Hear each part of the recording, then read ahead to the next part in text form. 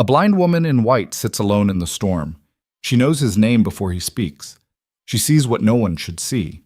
She brings warmth to a broken home and enemies to the door. When Adrian Cole stops to help a stranger in the rain, he doesn't know she's running from an empire built on stolen minds and buried sins.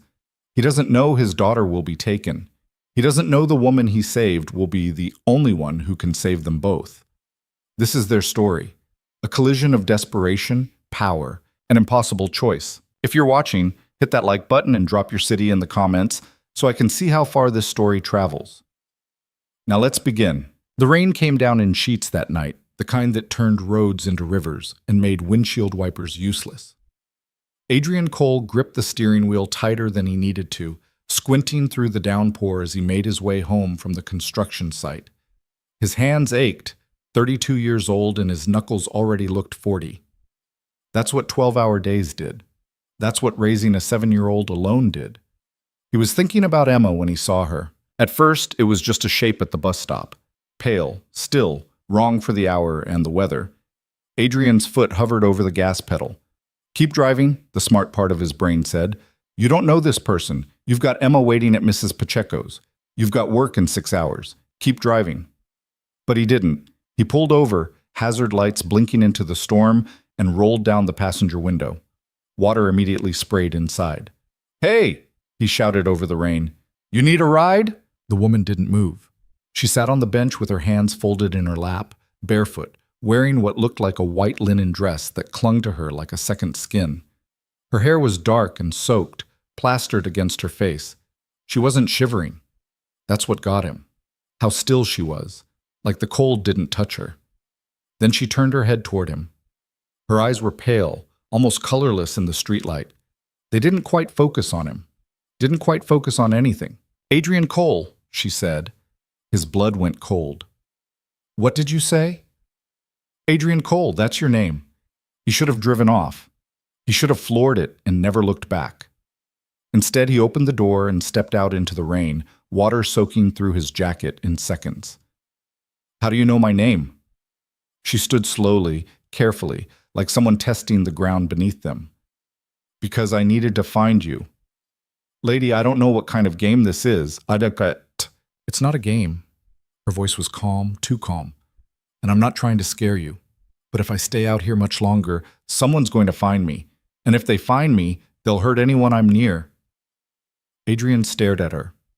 Up close, he could see she was young, maybe 30, maybe younger. Pretty in a way that seemed expensive, even drenched and barefoot.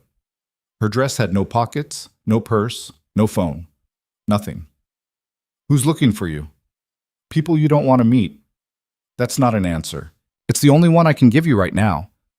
Adrian ran a hand over his face, water streaming down his neck.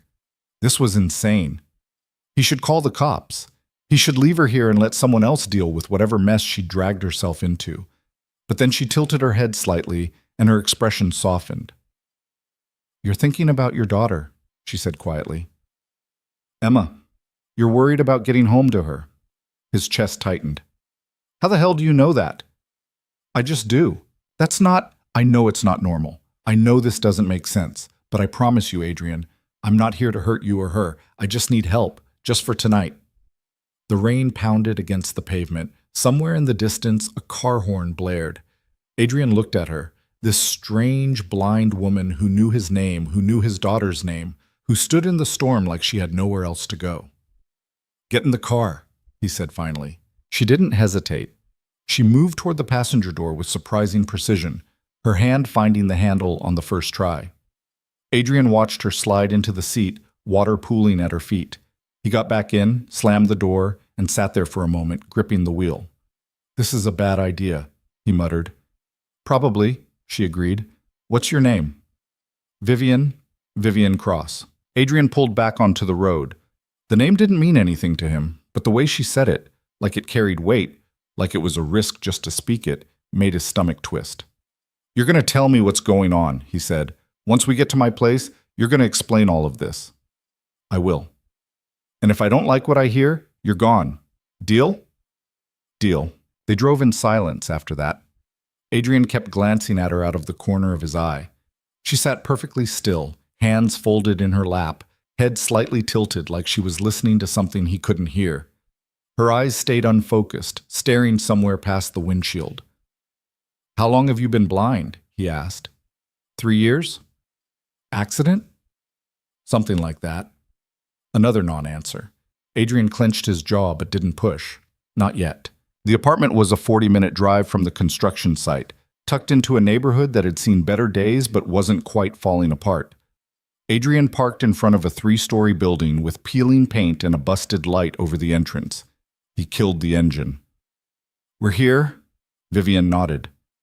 "Thank you." "Don't thank me yet." He led her inside, one hand hovering near her elbow, but not quite touching. She moved carefully, but confidently, her bare feet silent on the wet pavement. Upstairs, Adrian unlocked the door to his apartment, a cramped 2-bedroom with mismatched furniture and toys scattered across the floor. "Wait here," he said, leaving her by the door. He grabbed a towel from the bathroom and handed it to her. She took it without a word and began drying her hair. Adrian watched her for a moment, then pulled out his phone and called Mrs. Pacheco. "Hey, it's Adrian. Yeah, I know it's late. Is Emma okay?" "Good. Listen, something came up. Can she stay with you tonight? I'll explain tomorrow." "Thanks, I owe you." He hung up and turned back to Vivian. She'd finished with the towel and was standing near the couch, head tilted like she was mapping the room in her mind. "Your daughter's safe," she said. "Yeah, she's with a neighbor." "Good." Adrian folded his arms. "All right, start talking." Vivian sat down slowly, folding her hands in her lap again. For a long moment, she didn't say anything. Then she took a breath. "I'm the CEO of Cross Industries, or I was. Technically, I still am, but my father runs the company. He always has." Adrian frowned. "Cross Industries, that's a tech conglomerate. Medical devices, pharmaceuticals, AI development. We're worth about $8 billion. His stomach dropped. "You're telling me you're a billionaire CEO and you're sitting in my apartment soaking wet with no shoes? I'm telling you I ran away from people who want to lock me up and use me like a tool. And yes, I'm aware of how that sounds. It sounds insane." "It is insane." She paused. "My father isn't a good man, Adrian. He built that company on innovation, but also on things most people would call crimes, illegal research, human trials without consent, experiments that destroyed lives." Adrian's throat went dry. "And you?" "I was one of them." She said it so quietly, he almost didn't hear her. 3 years ago, my father's research team developed a neural interface technology. The goal was to enhance cognitive function, improve memory retention, that sort of thing. But the side effects were unpredictable. Some subjects lost motor function, some had seizures, some died. Jesus. I volunteered for the trial. I thought I was helping. I thought we were making something that could change the world. She laughed bitterly. I was an idiot. What happened? The procedure worked. Sort of. I lost my sight, but I gained something else. She hesitated. I can sense things. Memories. Emotions. Thoughts people bury. It's not mind reading, not exactly. It's more like I can feel the shape of what someone's hiding, the weight of it. Adrian stared at her. "That's how you knew my name?" "Yes." "And Emma?" "Yes." He sat down heavily on the coffee table across from her. "That's impossible." "I know. People can't do that." "I know. So either you're lying or I'm telling the truth and the world is stranger than you thought." Vivian's expression didn't change. "I don't blame you for not believing me. Most people wouldn't." Adrian rubbed his face. His head was pounding. "Why did you run?" "Because my father realized what I could do. And once he realized it, I stopped being his daughter. I became an asset. He used me to vet business partners, expose corporate spies, dig up dirt on competitors. I was his secret weapon. And when I told him I wanted out, he made it very clear that wasn't an option." "So you left?" 3 days ago. I've been moving ever since, staying off cameras, avoiding places he'd expect me to go. But his people are good. They're trained, and they're close. Adrian's pulse quickened. "How close?" "Close enough that coming here was a risk." "Great." He stood up, pacing. "So you're telling me I just brought a target into my home. You're telling me people are hunting you, and now they know where I live." "I'm sorry." Sorry doesn't help if someone kicks down my door. You're right. Vivian stood as well, her movements slow and deliberate. I shouldn't have come here. I'll leave. And go where? She didn't answer. Adrian exhaled sharply. He wanted to be angry. He should be angry. But looking at her standing there in his living room with no shoes and nowhere to go, all he felt was tired. You can stay tonight, he said finally. But tomorrow, you're gone. Understood? Understood. He showed her to Emma's room, his daughter's bed still unmade, stuffed animals piled in the corner. Vivian sat down on the edge of the mattress, running her fingers over the blanket. She's 7, Vivian said softly. Yeah, you love her more than anything. Adrian's jaw tightened. Don't do that. Do what? Read me. Or whatever it is you do. I don't want you in my head. Vivian nodded slowly. I'm sorry. I'll try. He left her there and went to his own room, but he didn't sleep. He lay on his bed fully clothed, staring at the ceiling, listening to the rain hammer against the window. This was a mistake. He knew it was a mistake. But he couldn't shake the image of her sitting at that bus stop, barefoot and still, waiting for someone who might never come. Morning came too fast. Adrian woke to pale light filtering through the blinds and the smell of coffee. He sat up, disoriented, and stumbled into the kitchen. Vivian was standing by the counter, a mug in her hands. She'd changed. She was wearing one of his old shirts and a pair of sweatpants he must have left out. Her hair was dry now, falling loose around her shoulders. I made coffee, she said. I hope that's okay. Adrian blinked. How did you... I can still use my hands, Adrian. I just have to go slower. He poured himself a cup and sat down at the table. For a moment, they didn't speak. You didn't sleep, Vivian said. No. Neither did I. Adrian took a sip of coffee. It was strong, exactly how he liked it. How'd you know? Lucky guess. He almost smiled. Almost. Listen, Vivian said, setting her mug down. I meant what I said. I'll leave. I don't want to put you or your daughter in danger. Where will you go? I'll figure it out. That's not a plan. It's the only one I have. Adrian stared at her. She looked smaller in the daylight, more fragile. But there was something in the way she held herself, straight-backed, chin up, that reminded him she wasn't helpless. She'd survived 3 days on her own, blind and hunted. That took strength. Stay, he heard himself say. Vivian's head turned sharply toward him. What? Stay, just for a few days, until you figure out your next move. Adrian, I can't. You don't have anywhere else to go, and if what you said is true, you need time, so stay. She was quiet for a long moment, then, softly, why? Adrian didn't have a good answer. Maybe it was because she reminded him of himself, someone backed into a corner with no way out. Maybe it was because he'd spent too many years alone, carrying everything by himself, and he was tired of it. Or maybe it was simpler than that. Because no one should have to run forever, he said. Vivian's hands tightened around her mug. For the first time since he'd met her, she looked like she might cry. Thank you, she whispered. Adrian nodded. Don't make me regret it. Emma came home that afternoon. Adrian picked her up from Mrs. Pacheco's, bracing himself for the questions he knew were coming. Daddy, who's the lady? Her name's Vivian. She's staying with us for a little while. Why? Because she needs help. Emma tilted her head, her dark eyes sharp. Is she sad? Yeah, kiddo, I think she is. Then we should be nice to her. Adrian smiled despite himself. Yeah, we should. When they got home, Vivian was sitting on the couch, hands folded in her lap. She turned her head toward the door as it opened. Emma, she said softly. Emma froze, staring at her. Then she walked over slowly, stopping a few feet away. Hi, Emma said. Hi. Are you blind? Emma, Adrian started, but Vivian held up a hand. It's okay. She smiled faintly. Yes, I am.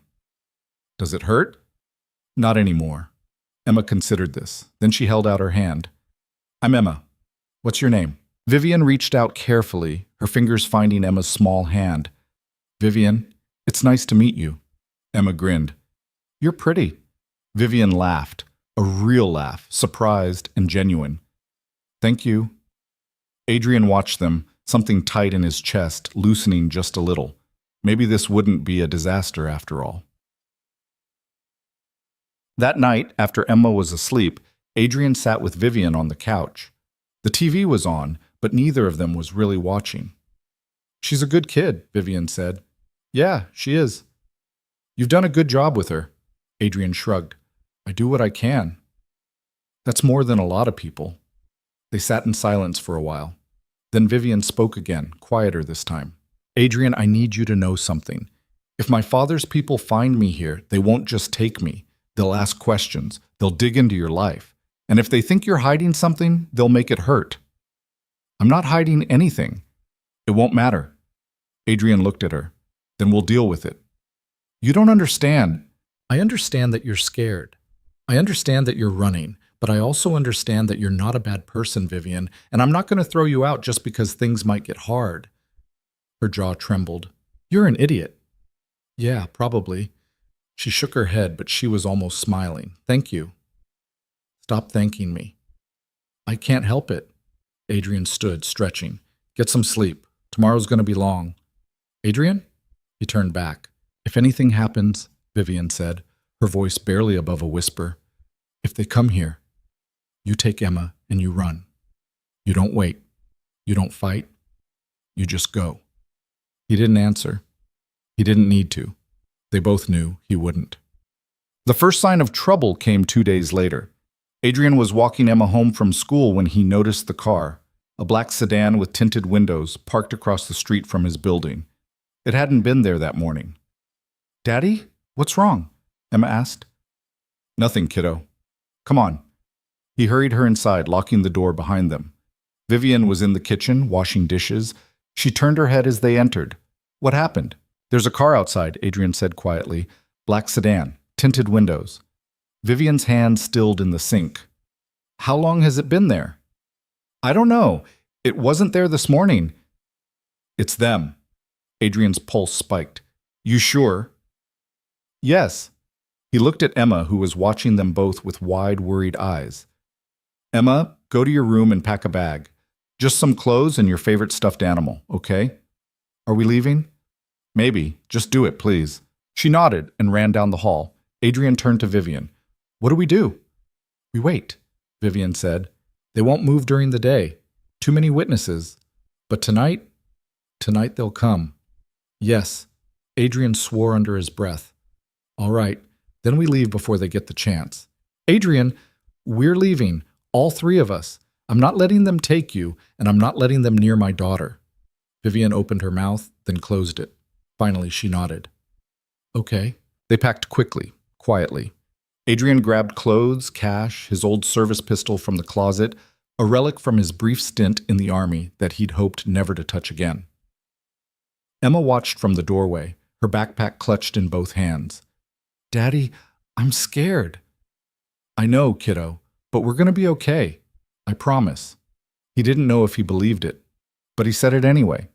They waited until dark. The sedan was still there, unmoving. "We go out the back," Adrian said, "through the alley. My truck's parked 2 blocks over." Vivian nodded. "Lead the way." They moved through the apartment silently, Adrian carrying Emma in one arm and their bags in the other. Vivian followed close behind, one hand on his shoulder. The back door opened into a narrow alley lit by a single flickering streetlight. Adrian scanned the shadows, his grip tightening on the pistol tucked into his waistband. Nothing. "Let's go." They moved quickly, keeping to the walls. Emma buried her face in Adrian's shoulder, her small body trembling. They were halfway to the truck when the footsteps started behind them. Adrian froze. "Run," Vivian whispered. "I'm not." "Run!" He ran. The alley opened onto the street, and Adrian sprinted toward his truck, Emma clinging to him. Vivian was right behind, moving faster than he'd thought possible. He threw open the door, shoved Emma inside, and turned to help Vivian. The man appeared out of nowhere, tall, broad-shouldered, dressed in black. He grabbed Vivian by the arm, yanking her backward. She didn't scream. She twisted, sharp and precise, and drove her elbow into his throat. The man choked, stumbling back. "Get in!" Adrian shouted. Vivian dove into the truck. Adrian slammed the door, jumped into the driver's seat, and floored it. In the rearview mirror, He saw two more men appear in the alley, watching them go. They know, Vivian said, breathless. They know where we are. Adrian's knuckles were white on the wheel. Then we don't stop. Emma was crying in the back seat. Vivian reached back, finding her hand.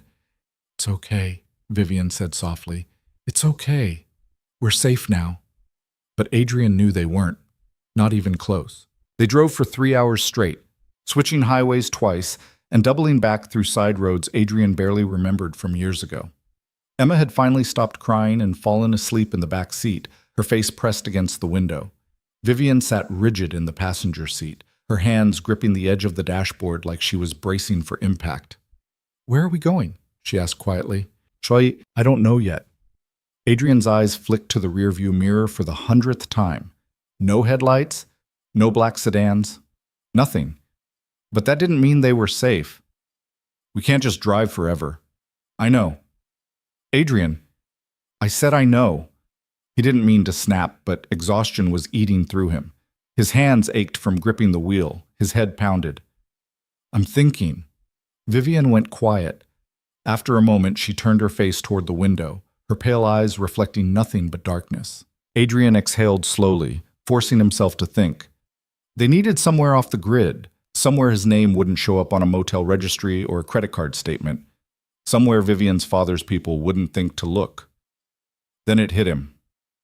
I know a place, he said. Vivian turned back toward him. Where? My buddy from the service, Marcus. He's got a cabin about 2 hours north of here, way out in the woods. He barely uses it anymore. If I call him, he'll let us stay. Are you sure we can trust him?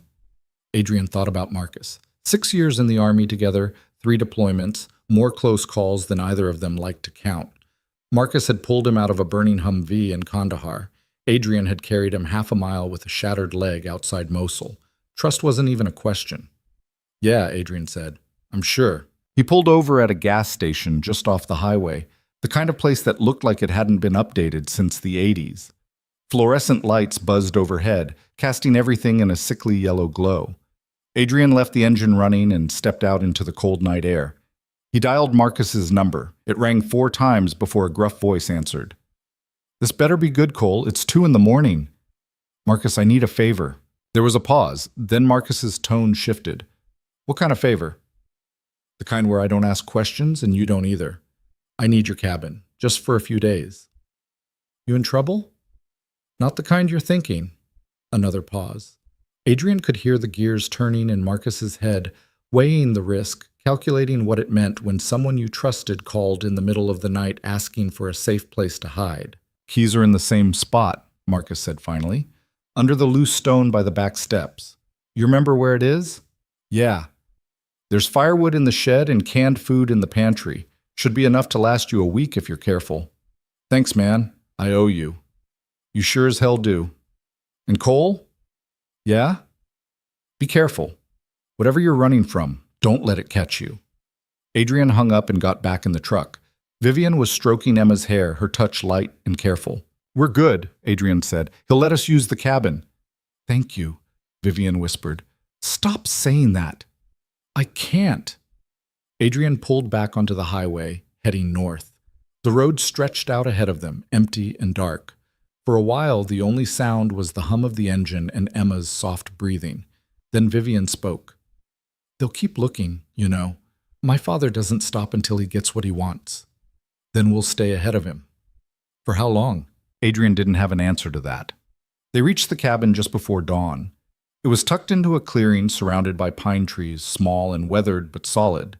The kind of place you could disappear into and never be found if you didn't want to be. Adrian killed the engine and sat there for a moment, staring at the cabin. Emma stirred in the back seat, rubbing her eyes.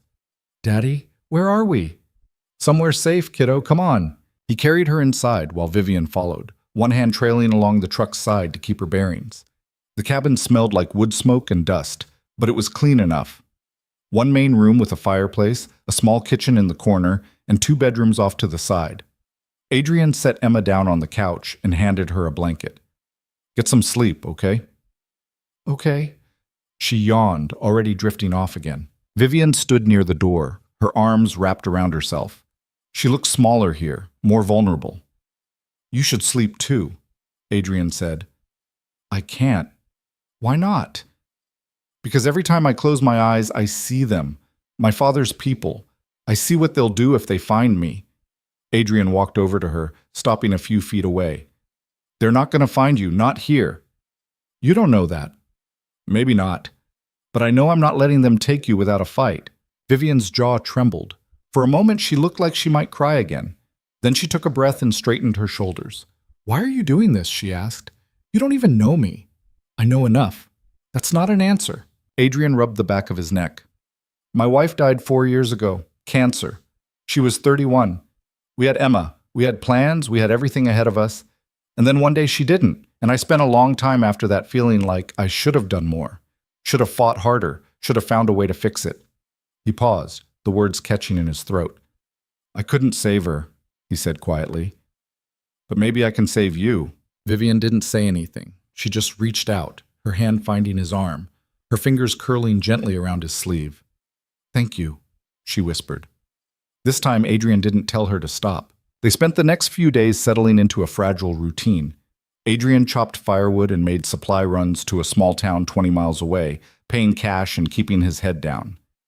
Vivian helped where she could, cooking simple meals, folding laundry, listening to Emma chatter about school and her favorite cartoons. Emma took to Vivian like she'd known her forever, dragging her outside to feel the bark of different trees and describing clouds in elaborate detail.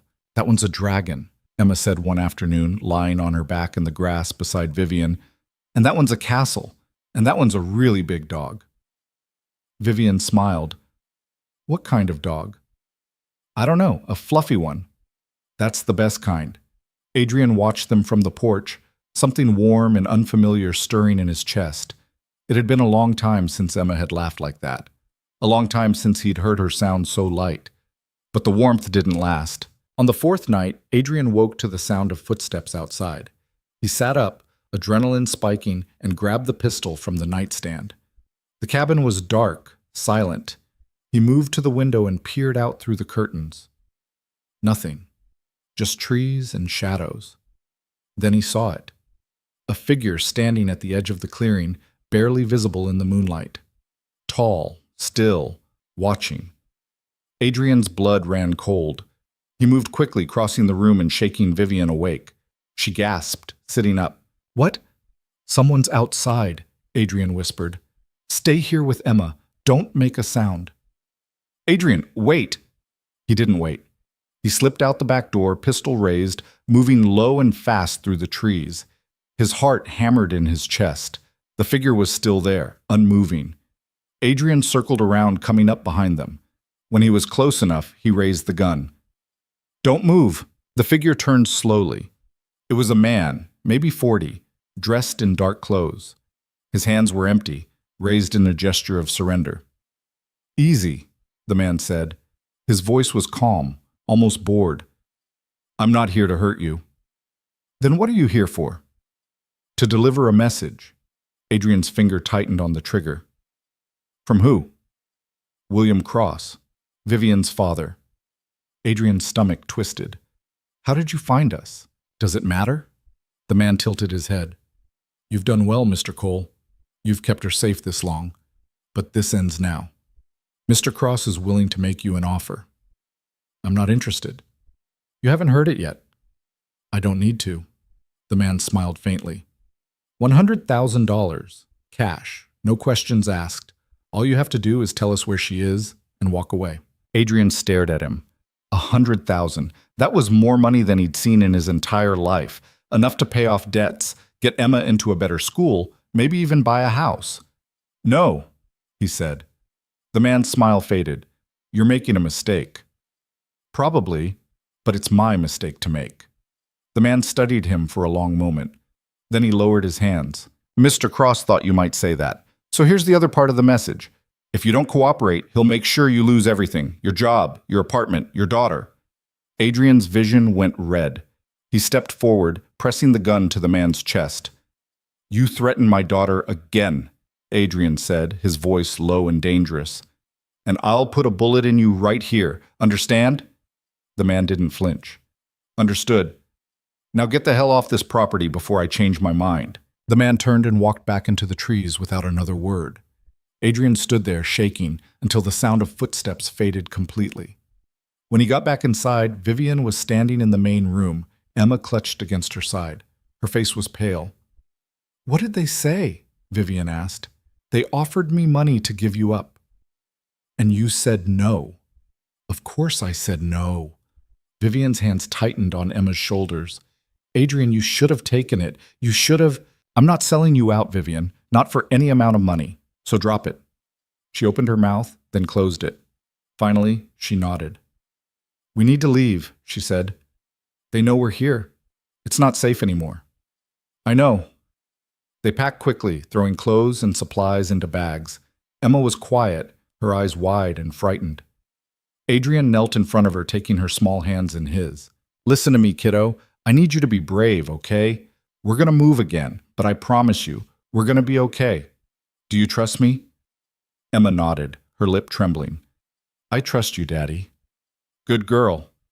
They left the cabin before sunrise, driving south this time. Adrian didn't have a plan anymore, just the vague idea that they needed to keep moving, keep staying ahead. But Vivian was quiet in the passenger seat, her expression troubled. "What is it?" Adrian asked. "They're not going to stop," she said. "My father won't stop. Not until he has me back or I'm dead." "So what do you want to do?" Vivian turned toward him, her pale eyes steady. "I want to fight back." Adrian frowned. "What does that mean?" "It means I'm tired of running. It means I have evidence, files, recordings, documents that could destroy my father and his entire company. I've been carrying them for months, waiting for the right time to use them. Maybe now is that time." "Vivian, if you go after him, he'll come after you with everything he's got." "He's already doing that." "Yeah, but if you make this public, if you expose him, there's no going back. You'll be a target forever." "I'm already a target." Her voice was calm, but there was steel beneath it. "At least this way, I'll be a target who fought back." Adrian didn't know what to say to that. Part of him wanted to tell her it was too dangerous, that she should just disappear and never look back. But another part of him, the part that had spent 4 years watching his wife fade away without being able to do a damn thing about it, understood exactly why she wanted to fight. "All right," he said. "What do you need?" "A secure internet connection, a journalist I can trust, and time." Adrian thought for a moment. Then he pulled out his phone and dialed a number he hadn't called in years. "Who are you calling?" Vivian asked. "Someone who might be able to help." The phone rang twice before a woman's voice answered, sharp and suspicious. "Who is this?" "Rachel, it's Adrian, Adrian Cole." There was a pause. "Adrian? Jesus, I haven't heard from you in, 5 years? 6. Listen, I need a favor." "What kind of favor?" "The kind where you don't ask too many questions. I've got someone with me who needs to get a story out, a big one. Are you still doing investigative work?" Rachel hesitated. "Yeah, I am. What kind of story are we talking about?" "Corporate corruption, illegal experiments, billionaire cover-ups, the works." Another pause. Then Rachel's voice dropped. "All business now." "Where are you?" "About 2 hours outside the city. Can you meet us?" "Give me a location. I'll be there in 3 hours." Adrian rattled off the address of a diner he remembered from years ago. A place so off the beaten path that no one would think to look for them there. "Thanks, Rachel." "Don't thank me yet. If this is as big as you say, it's going to get ugly." "It already is." He hung up and glanced at Vivian. "We've got a meeting in 3 hours. You ready for this?" Vivian nodded slowly. "I have to be." They drove in silence after that, the weight of what was about to happen pressing down on all of them. Emma had fallen asleep again in the back seat, her face peaceful. Adrian wished he could give her that peace, safety, a life where she didn't have to be afraid. But right now, all he could give her was a promise to keep fighting. The diner was exactly as Adrian remembered it, old, worn, half-empty even at midday. They sat in a booth near the back, Emma coloring on a placemat, while Vivian sat stiff and tense beside her. Rachel arrived exactly on time. She was tall, sharp-featured, with graying hair tied back in a practical bun. Her eyes swept the diner once before landing on Adrian. "Cole," she said, sliding into the booth across from him, "you look like hell." Good to see you too, Rachel. Rachel's gaze shifted to Vivian, then to Emma. Her expression softened slightly. Is this the person with the story? Yeah. Adrian nodded toward Vivian. Rachel Ortiz, meet Vivian Cross. Rachel's eyebrows shot up. Cross? As in Cross Industries? That's right, Vivian said quietly. Rachel leaned back, studying her. All right, I'm listening. Vivian took a breath, and then she told her everything. The experiments, the neural interface, the things her father had done to her and dozens of others, the cover-ups, the bribes, the bodies buried under layers of corporate secrecy. Rachel listened without interrupting, her expression unreadable. When Vivian finished, Rachel was quiet for a long moment. Do you have proof? Rachel asked finally. Yes. Encrypted files, audio recordings, internal memos, everything you'd need to verify the story. And you're willing to go on the record? Vivian hesitated, then she nodded. Yes. Rachel exhaled slowly. This is going to blow up your life. You know that, right? Once this goes public, there's no going back. Your father will come after you with everything he's got. The company will try to destroy your credibility. You'll be dragged through the mud. I know, Vivian said, but I can't keep hiding, and I can't let him keep hurting people. Rachel looked at Adrian. What's your role in all this? I'm just trying to keep her alive. And the kid? She's mine, and she's off limits. Rachel nodded slowly. All right, I'll take the story, but I need those files tonight, and I need you both somewhere safe while I start making calls. Where? Adrian asked. I've got a safe house downtown. It's not fancy, but it's secure. I use it for sources who need protection. Vivian reached across the table, her hand finding Rachel's. Thank you. Rachel squeezed her hand briefly. Don't thank me yet. This is just the beginning. They followed Rachel's car through the city, weaving through traffic until they reached an older neighborhood with narrow streets and brick buildings. The safe house was on the third floor of a walk-up, small but clean. There's food in the fridge and clean sheets in the bedroom, Rachel said, handing Adrian a key. Don't answer the door for anyone but me, and don't leave unless it's an emergency. Got it. Rachel turned to Vivian. I need those files now. Can you access them? Vivian pulled a small USB drive from her pocket. Everything's on here, encrypted.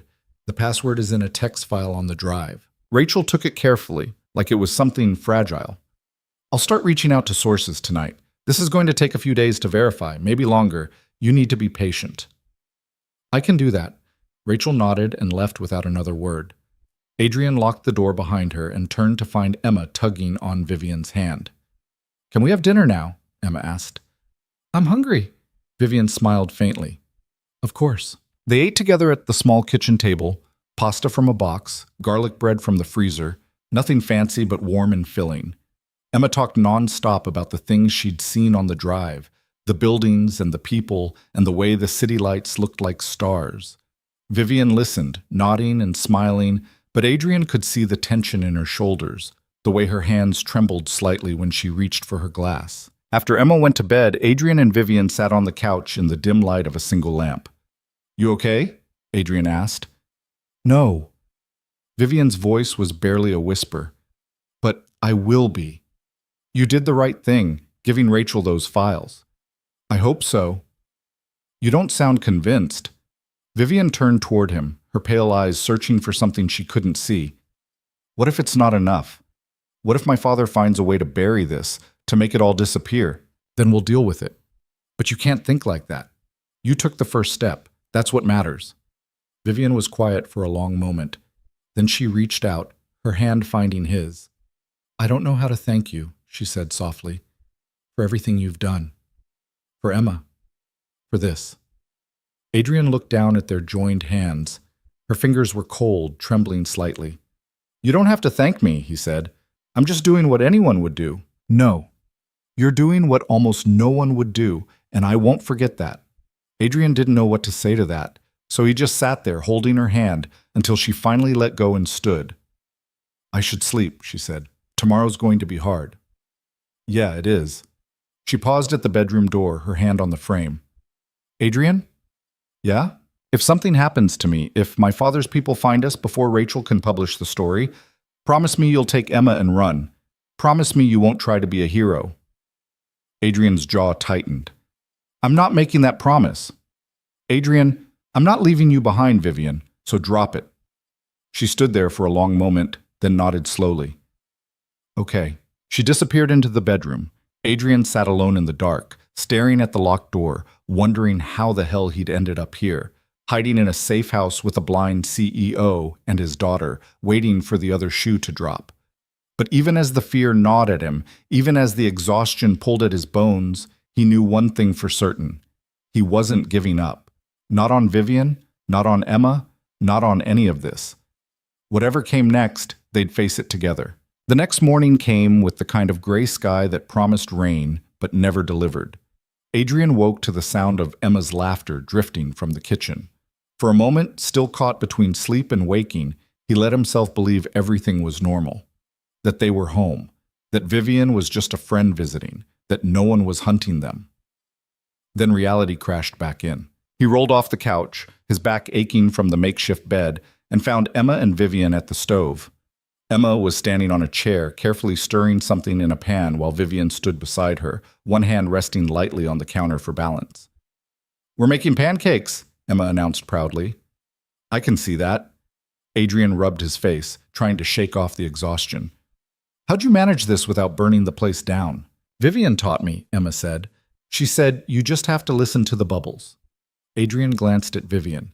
She was smiling, but it didn't reach her eyes. He could see the tension in her shoulders, the way her free hand kept clenching and unclenching at her side. "You sleep at all?" he asked quietly. "A little?" "That's a lie." "Maybe." She turned her face toward him. "But neither did you." He couldn't argue with that. He'd spent most of the night staring at the ceiling, replaying everything in his head. The man at the cabin. The offer. The threat. William Cross knew where they'd been, which meant he could find them again. Adrian's phone buzzed on the counter. He grabbed it, expecting another burner text from Marcus, or maybe Rachel with an update. Instead, it was a number he didn't recognize. The message was short. "You have something that belongs to me. Let's talk. Alone." Adrian's blood went cold. He deleted the message immediately and pocketed the phone. "What is it?" Vivian asked. "Nothing. Wrong number." She didn't believe him. He could tell by the way her mouth tightened, but she didn't push. Not in front of Emma. They ate breakfast in relative silence, Emma filling the gaps with chatter about a cartoon she wanted to watch later. Adrian forced himself to eat, even though the food tasted like cardboard. His mind was racing. William Cross had his number. That meant he had more than just their location history. He had access to things Adrian hadn't even considered. After breakfast, Emma settled on the floor with her coloring books. Vivian sat on the couch, her hands folded in her lap, waiting. Adrian pulled her into the small bedroom and closed the door. "He texted me," Adrian said quietly. Vivian's face went pale. "My father?" "Yeah, he wants to talk." "What did you say?" "Nothing. I deleted it. Adrian, he's trying to isolate you, get you alone so he can—" "I know what he's trying to do." Adrian kept his voice low, controlled. "But it doesn't matter. I'm not meeting him. I'm not playing his game. He won't stop. You know that, right? He'll keep pushing until he finds a crack. Then we don't give him one." Vivian shook her head slowly. "You don't understand what he's capable of. My father doesn't just threaten people. He destroys them. He'll dig into your life, find every mistake you've ever made, every person you've ever cared about, and he'll use it all against you. Let him try." "Adrian." "I said let him try." His jaw was set, his eyes hard. "I've been through worse than some billionaire with a god complex. I survived Afghanistan. I survived losing my wife. I'll survive this too." Vivian reached out, her hand finding his arm. "I don't want you to just survive. I want you and Emma to be safe. And the longer you stay with me, the less safe you are." "Too late for that now." "It's not. You could still walk away. Take Emma and disappear. Change your names, start over somewhere new. My father would have no reason to come after you if I'm not there." Adrian stared at her. "You really think I'd do that? Just leave you here alone?"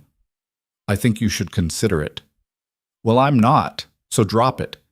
Vivian's fingers tightened on his arm.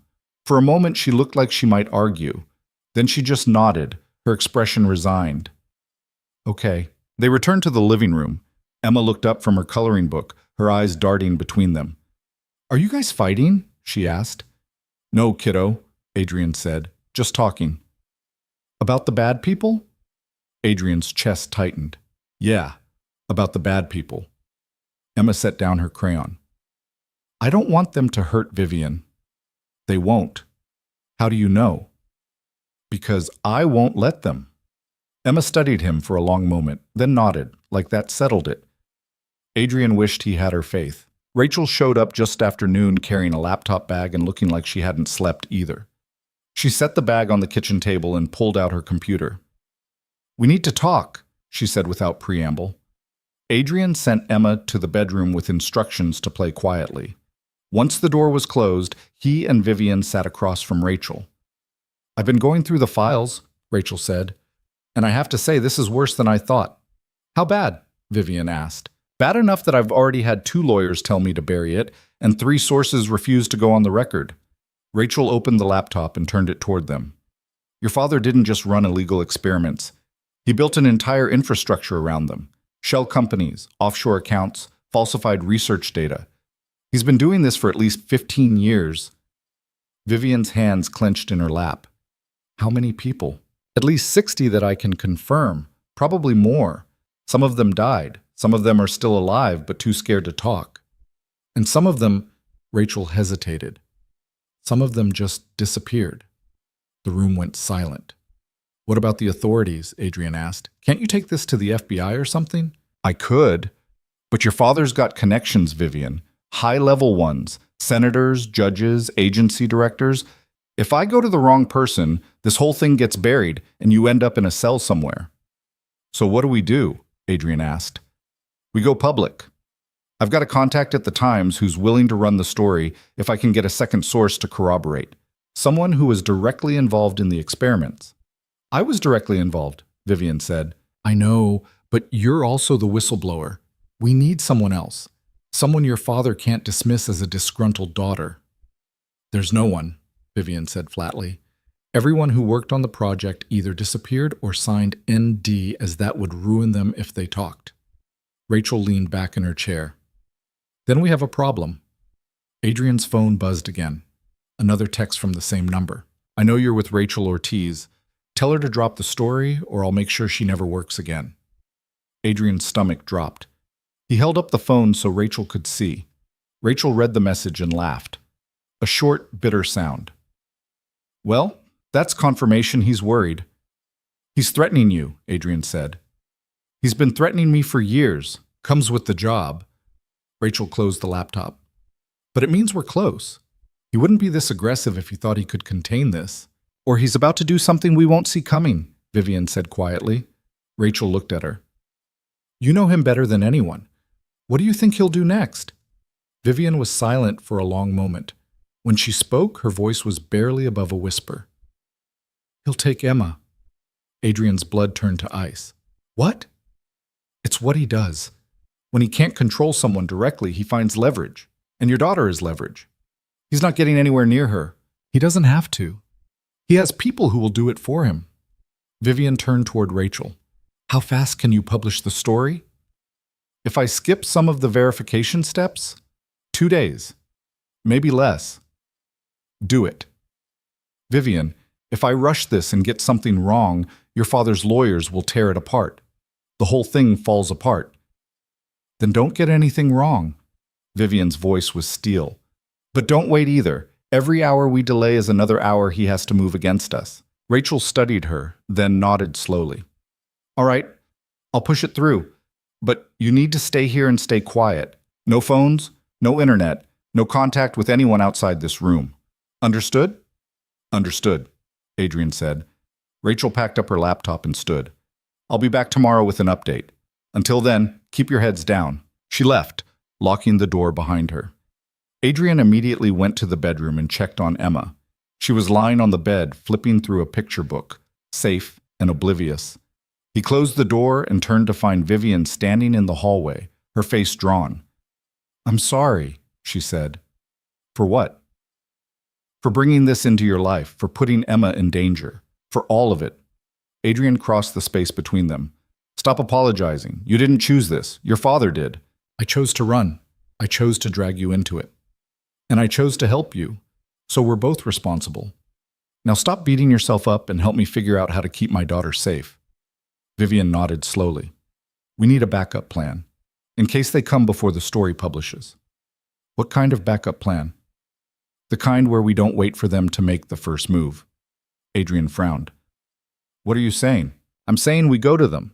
We set a meeting with my father on our terms in a public place with enough witnesses that he can't try anything. That's insane. Maybe, but it's also the last thing he'd expect. Adrian ran a hand through his hair. And what happens at this meeting? You just walk up to him and say hi? No.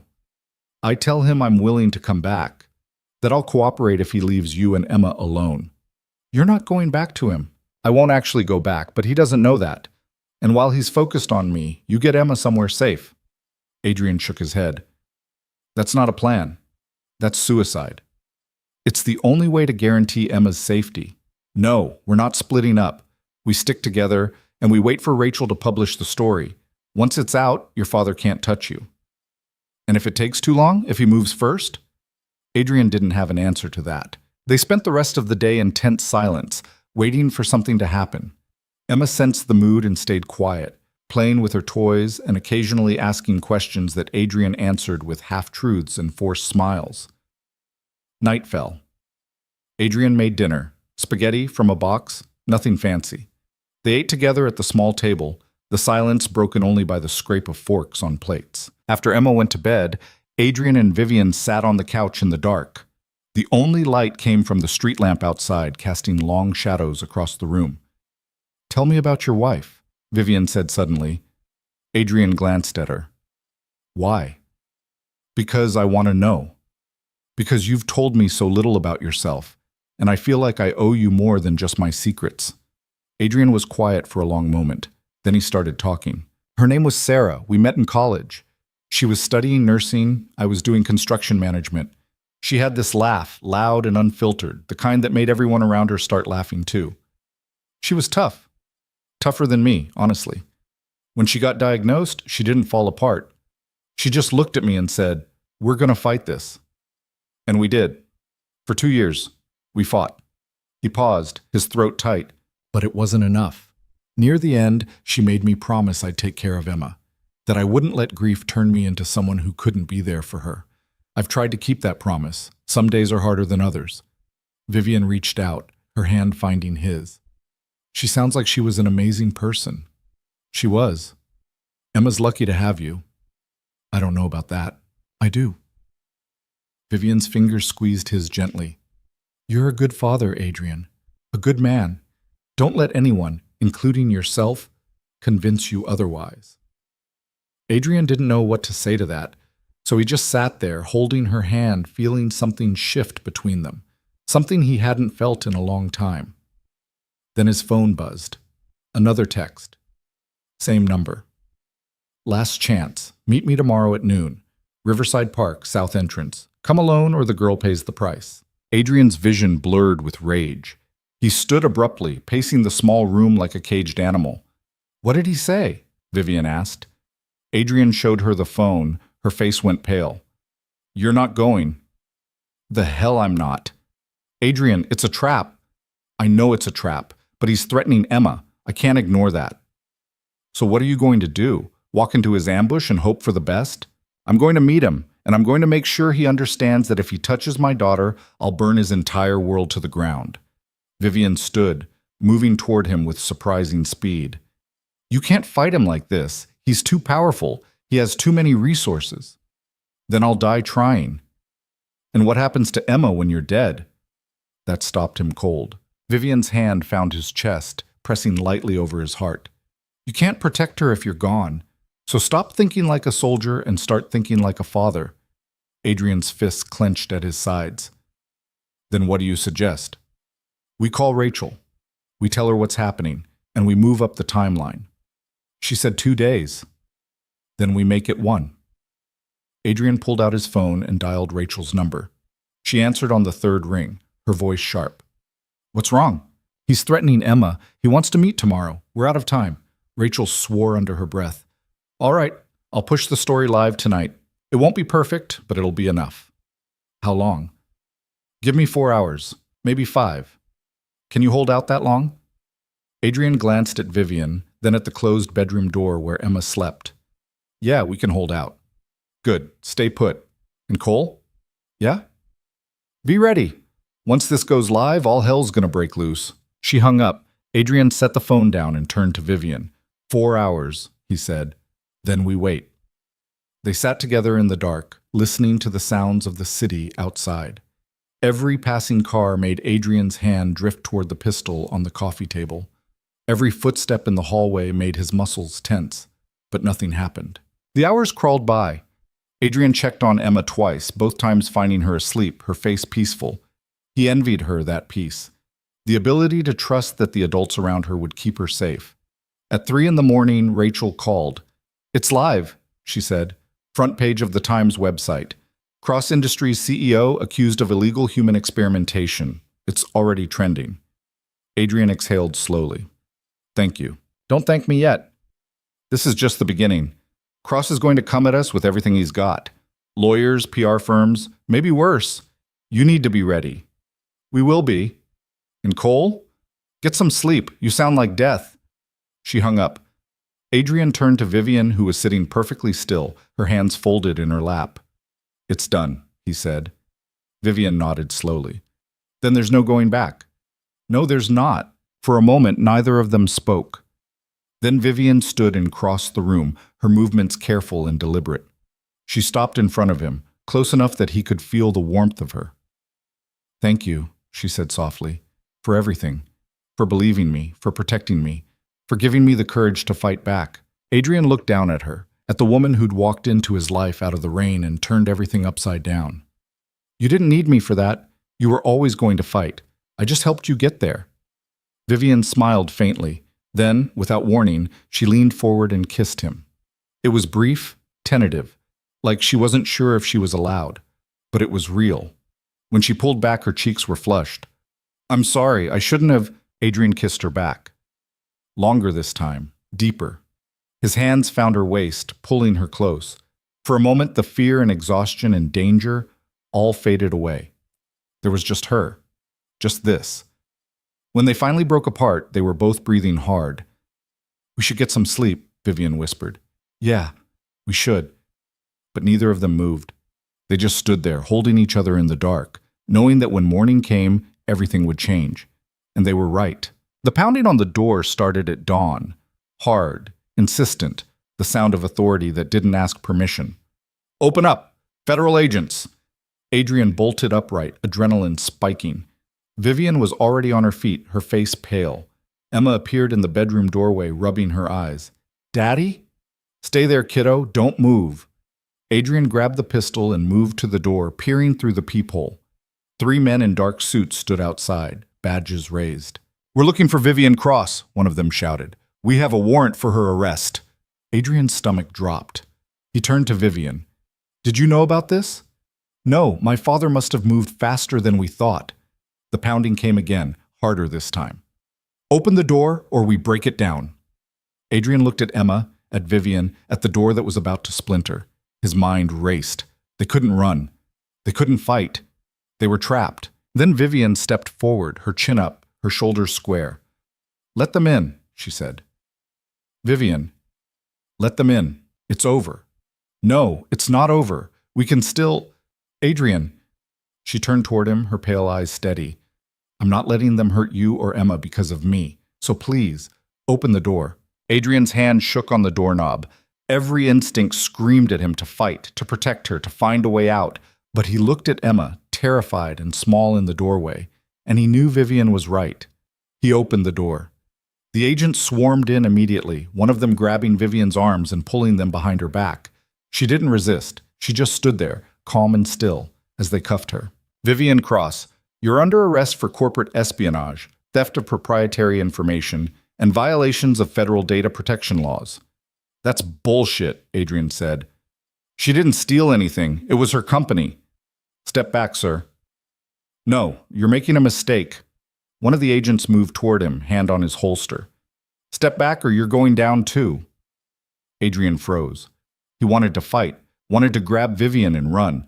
But Emma was watching, her eyes wide with terror. Vivian turned her head toward him. It's okay. Take care of Emma. And don't stop fighting. They led her out of the apartment.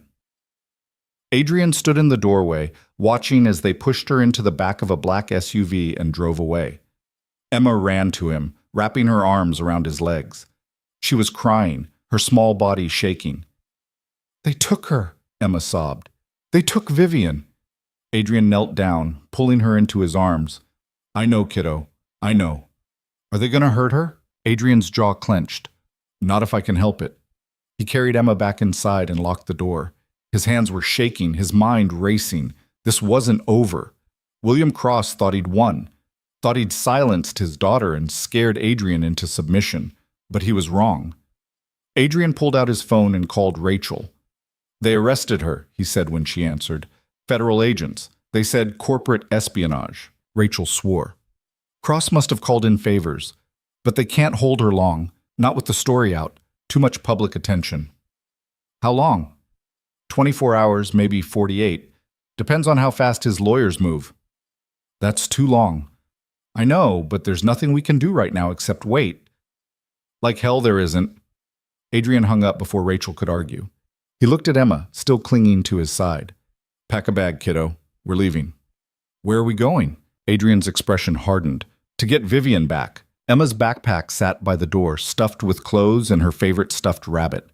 She watched Adrian move through the apartment, his movements sharp and purposeful, nothing like the careful way he usually did things. He was loading the pistol, checking the magazine, his jaw set in a way that made her stomach hurt. Daddy, are we really going to get Vivian? Yes. How? Adrian didn't answer right away. He shoved the gun into his waistband and grabbed his jacket from the back of the chair. I'm working on that part. What if the bad people hurt us? He stopped, turning to look at her. Then he crossed the room and knelt down so they were eye to eye. Listen to me, Emma. I need you to be brave right now. Braver than you've ever been. Can you do that for me? She nodded, even though her hands were shaking. Good girl. He kissed her forehead. Now, let's go. But before they could reach the door, Adrian's phone rang. He almost didn't answer it. Then he saw the caller ID and his blood went cold. It was Vivian's number. He answered immediately. Vivian? Not quite. The voice on the other end was smooth, cultured, the kind of voice that had never been told no in its entire life. Mr. Cole, I presume. Adrian's grip tightened on the phone. William Cross. Very good. I'm calling from my daughter's phone because I wanted to make sure you'd pick up. We need to have a conversation, you and I. I've got nothing to say to you. That's unfortunate, because I have quite a bit to say to you. There was a pause, the sound of movement on the other end. Your little journalist friend published quite the story. Very dramatic, very damaging. My legal team is already working to discredit it, of course, but I'll admit it's causing me some inconvenience. Good. Cross chuckled. You have spirit. I can see why Vivian was drawn to you, but spirit won't help you now. My daughter is currently being held at a federal detention facility, facing charges that will put her away for a very long time, unless, of course, we can come to an arrangement. What kind of arrangement? Simple.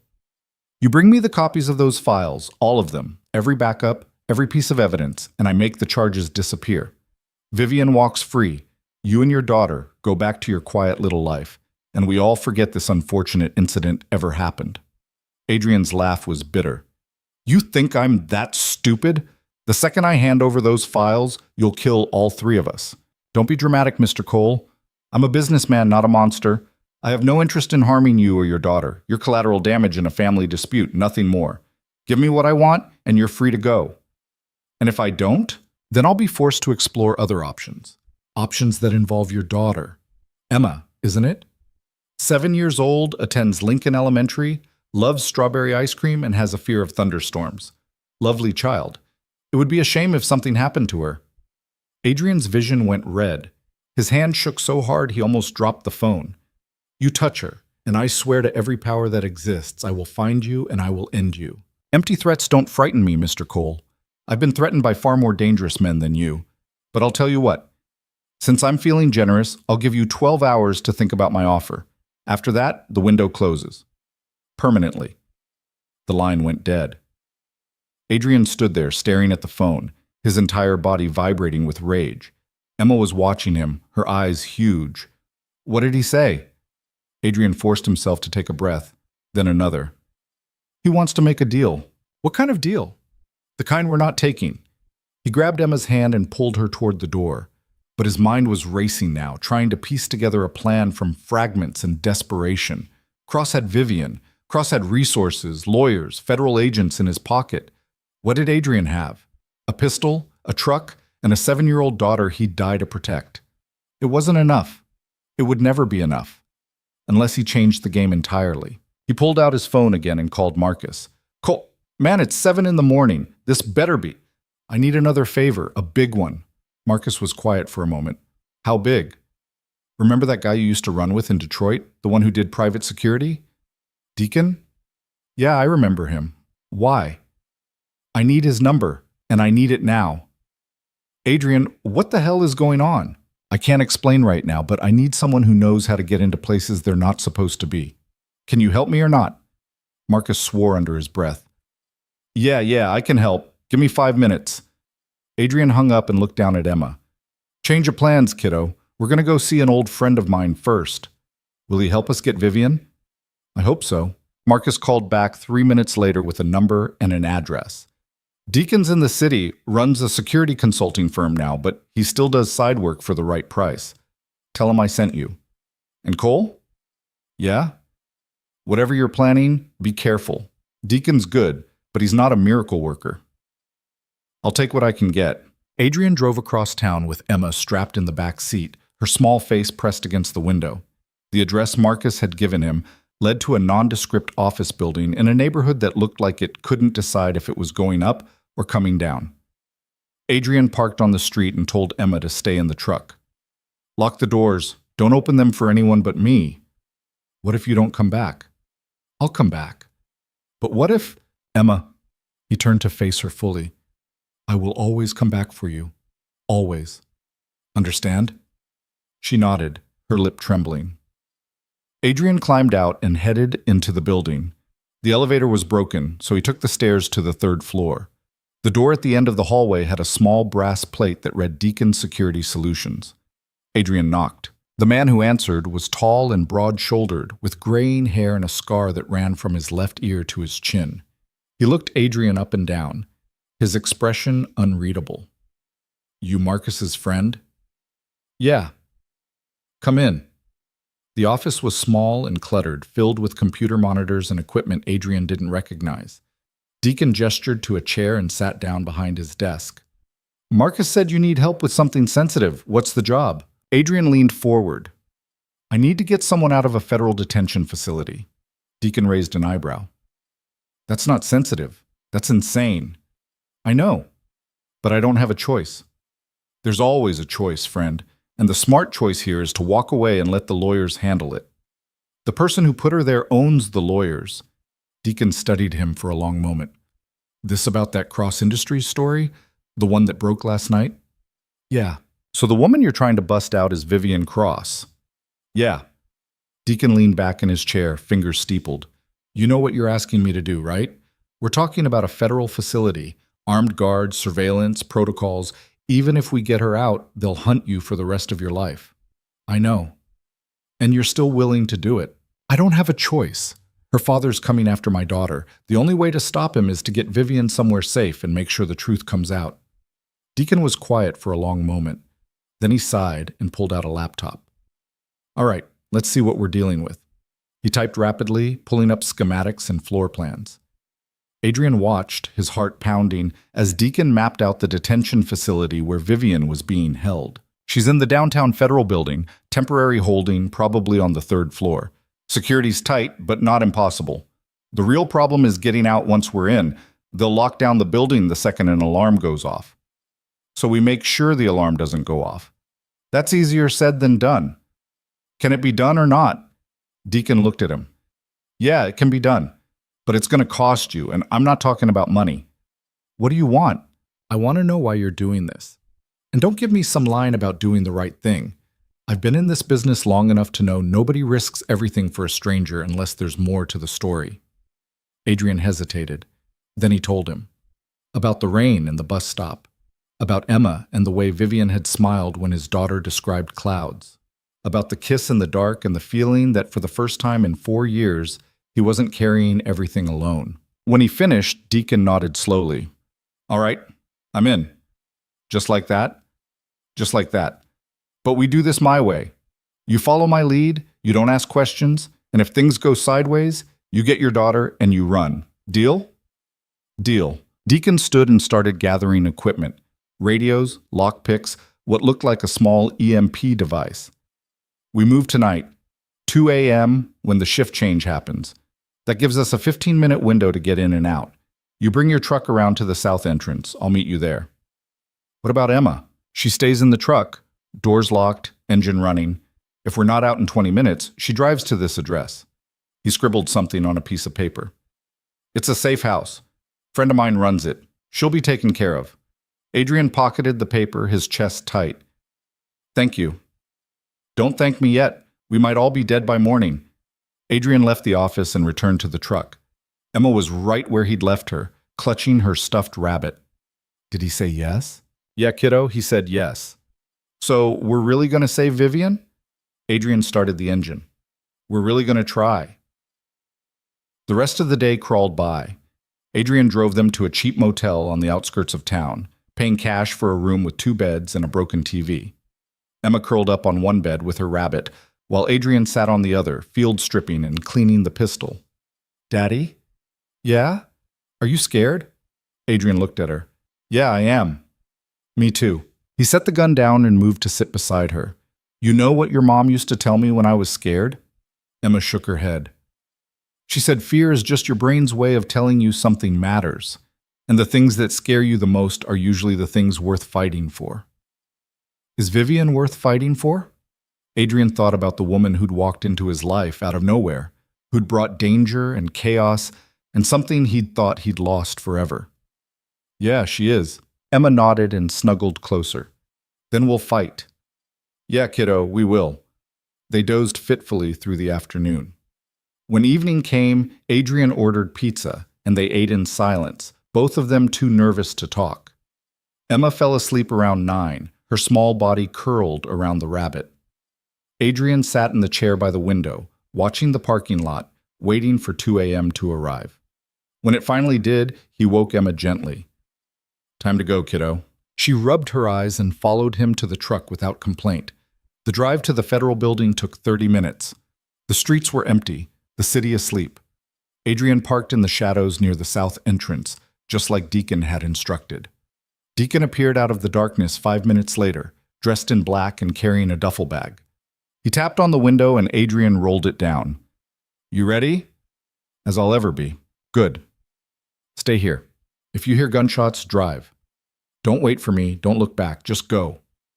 What about Vivian? If there's gunshots, she's already dead, so drive. Adrian's stomach twisted, but he nodded.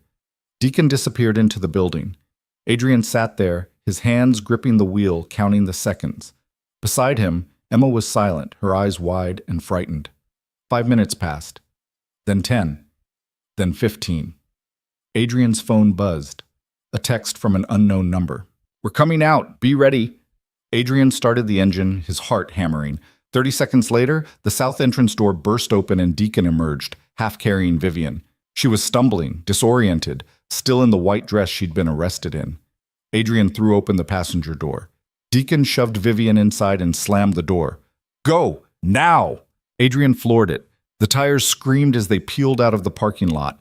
In the rearview mirror, he saw lights flicking on inside the building, heard the faint sound of alarms. Vivian was slumped in the seat, breathing hard. Emma reached forward from the back, touching her shoulder. Vivian? Are you okay? Vivian turned her head, her pale eyes unfocused. Emma? We came to get you. Vivian's face crumpled. She reached back, finding Emma's hand and squeezing it. You shouldn't have. It's too dangerous. We couldn't leave you there, Adrian said, his eyes on the road. Your father can go to hell. Adrian drove for 20 minutes, switching streets and doubling back until he was sure they weren't being followed. Then he pulled into an empty parking garage and killed the engine. They sat there in the dark, all of them breathing hard. "How did you do it?" Vivian asked finally. "Friend of a friend, don't ask questions." "Adrian, they're going to come after you now. They're going to—" "I know, but I'd rather have them coming after me than sitting around waiting for your father to hurt Emma." Vivian was quiet for a moment. Then she reached out, her hand finding his face. Her fingers traced his jaw, his cheekbone, like she was trying to memorize the shape of him. "You're an idiot," she whispered. "Yeah, I've been told." She leaned forward and kissed him. It was desperate and grateful and terrified all at once. When they broke apart, Emma made a small sound from the back seat. "Does this mean Vivian's going to stay with us forever?" Adrian glanced at Vivian. She was smiling through tears. "I hope so, kiddo," Adrian said. "I really hope so." But before anyone could say anything else, Adrian's phone rang. He didn't recognize the number, but something told him to answer. "Hello? Mr. Cole?" It was William Cross again, his voice cold and controlled. "I'm disappointed. I gave you 12 hours to make the right choice, and instead you chose to break my daughter out of federal custody. That was unwise. Go to hell. I'm afraid it's too late for insults. You see, while you were busy playing hero, my people were busy as well. And I think you'll find I've been more productive than you have." Adrian's stomach dropped. "What did you do?" "Nothing yet, but I will if you don't listen very carefully to what I'm about to say." "I'm listening. I know you're in a parking garage on 5th and Lombard. I know you have my daughter with you, and I know that right now you're thinking about running. Don't. My people have the building surrounded. You won't make it 3 blocks. Adrian's eyes darted to the rearview mirror. "Nothing. But that didn't mean Cross was lying. What do you want?" "I want you to bring Vivian to me. Tonight. There's a private facility 20 miles north of the city. I'll text you the address. Come alone, bring my daughter, and I promise you and Emma can walk away from this. And if I don't, then I'll have my people storm the garage, and in the confusion, accidents happen. Your daughter could get hurt, Vivian could get hurt, you could get hurt. I'd rather avoid that mess. Wouldn't you?" Adrian's hands were shaking. He looked at Vivian, at Emma, at the gun on the seat beside him. "You're a coward," Adrian said, "hiding behind threats and hired guns. You couldn't even face us yourself." "I don't need to face you, Mr. Cole. I just need you to do what you're told. You have 1 hour. The address is being sent to your phone now. Don't be late." The line went dead. Adrian stared at the phone. A second later, a text came through with an address and GPS coordinates. "What did he say?" Vivian asked, her voice tight. "He wants us to come to him.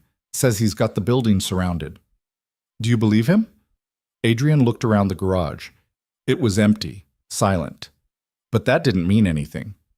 "I don't know, but I'm not willing to risk Emma to find out." "So what do we do?" Adrian was quiet for a long moment. Then he made a decision. "We go to him, but not the way he's expecting." "What do you mean?" Adrian pulled out his phone and called Rachel. She answered on the second ring, her voice groggy. "Cole, it's 3 in the morning. This better be— I need you to do something for me, and I need you to do it now." "What?" "Get every journalist, every camera crew, every news outlet you can think of, and send them to this address." He rattled off the coordinates Cross had sent him. "Tell them Vivian Cross is going to be making a statement about her father's illegal experiments. Tell them to be there in 1 hour." Rachel was silent for a moment. "Are you insane? If you show up there, Cross will have you killed." "Not if there's 50 cameras watching him. That's a hell of a gamble. It's the only play we've got left." Rachel sighed. "All right, I'll make the calls, but Cole?" "Yeah? You better know what you're doing." "I don't, but I'm doing it anyway." He hung up and turned to Vivian. "You're going to face your father, in front of the whole world. Are you ready for that?" Vivian's jaw set. "I've been ready for 3 years." "Good, because this is it. After tonight, there's no going back." She nodded. "Then let's finish this." Adrian started the engine and pulled out of the garage. In the back seat, Emma was gripping her rabbit so hard her knuckles were white. "Daddy, I'm scared." "I know, kiddo, me too, but we're going to be okay." "I promise." He didn't know if he believed it, but he said it anyway. The drive took 40 minutes. The address Cross had given them led to a sprawling estate north of the city, surrounded by high walls and security gates. Adrian could see lights in the distance, the outline of a mansion against the night sky. But as they got closer, he also saw something else. News vans. Dozens of them, parked along the road leading to the estate. Satellite trucks with their antennas extended. Reporters setting up cameras and microphones. Rachel had delivered. Adrian pulled up to the gate. A security guard stepped out, hand on his holster. "This is private property. Turn around." "I'm Adrian Cole. William Cross is expecting me." The guard spoke into his radio, then nodded. "Go ahead. Park in front of the main house." The gates opened. Adrian drove through slowly, his eyes scanning the grounds. More security, more lights. This wasn't a meeting. It was a trap. But it was a trap with witnesses. He parked and turned to Vivian. "You ready?" She nodded. "Let's go." They climbed out of the truck. Adrian told Emma to stay inside and lock the doors. Then he and Vivian walked toward the mansion, toward whatever was waiting for them inside. The front door opened before they reached it. A man in an expensive suit stood in the doorway, his expression cold. "Mr. Cole, Miss Cross, please come in. My employer is waiting." They stepped inside. The house was massive, filled with art and marble and the kind of wealth that didn't need to announce itself. The man led them through a series of hallways to a large study. And there, sitting behind a mahogany desk, was William Cross. He looked exactly like Adrian had imagined. Mid-60s, silver hair, sharp eyes that missed nothing. He stood as they entered, his expression calm. "Vivian, it's been too long." "Not long enough," Vivian said. Cross smiled thinly. "Still so dramatic." "And Mr. Cole, thank you for bringing her. I trust you'll accept my offer now and take your daughter home?" "No," Adrian said. "We're not here to make a deal."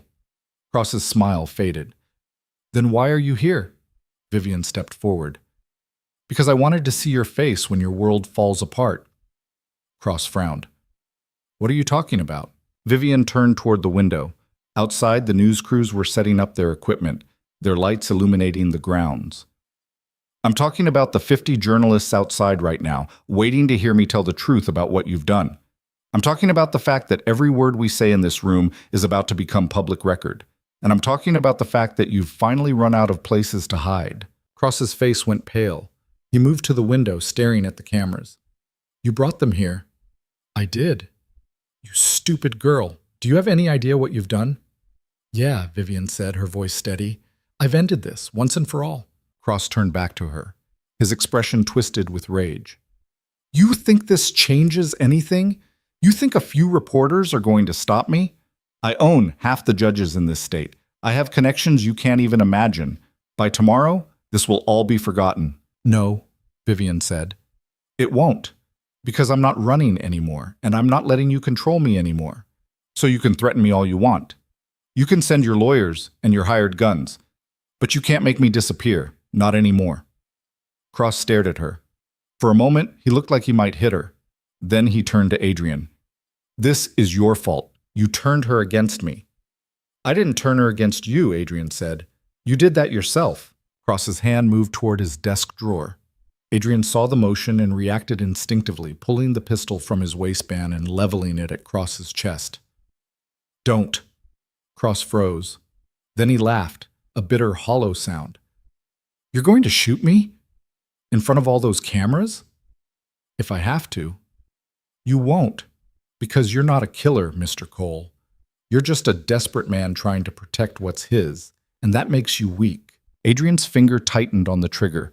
For a moment he imagined pulling it, imagined ending this right here, right now. But then Vivian's hand touched his arm. "Adrian, don't. He's not worth it." Adrian stared at Cross for a long moment. Then he lowered the gun. "You're right. He's not." They turned and walked out of the study, leaving Cross standing alone. Outside, the cameras were rolling. Reporters shouted questions as they emerged. Vivian stopped at the top of the steps. The lights were blinding, but she didn't flinch. She stood there, straight-backed and steady, and began to speak. "My name is Vivian Cross, and I'm here to tell you what my father has done." Adrian stood beside her, his hand finding hers. And as she spoke, As she laid bare every crime, every cover-up, every life her father had destroyed, Adrian felt something shift. The fear that had been choking him for days finally loosened its grip. They'd done it. They'd fought back. And for the first time since this whole nightmare began, Adrian believed they might actually survive. The cameras kept rolling as Vivian spoke, her voice steady despite the tremor in her hands. Adrian stayed beside her, close enough that his shoulder brushed hers, a silent reminder that she wasn't alone. Behind them, through the open door of the mansion, William Cross stood frozen in the study, his face visible through the window like a portrait of a man watching his kingdom burn. Vivian detailed everything. The neural experiments, the subjects who'd lost their minds or their lives, the falsified research data and the offshore accounts used to pay off witnesses, the shell companies and the senators who looked the other way.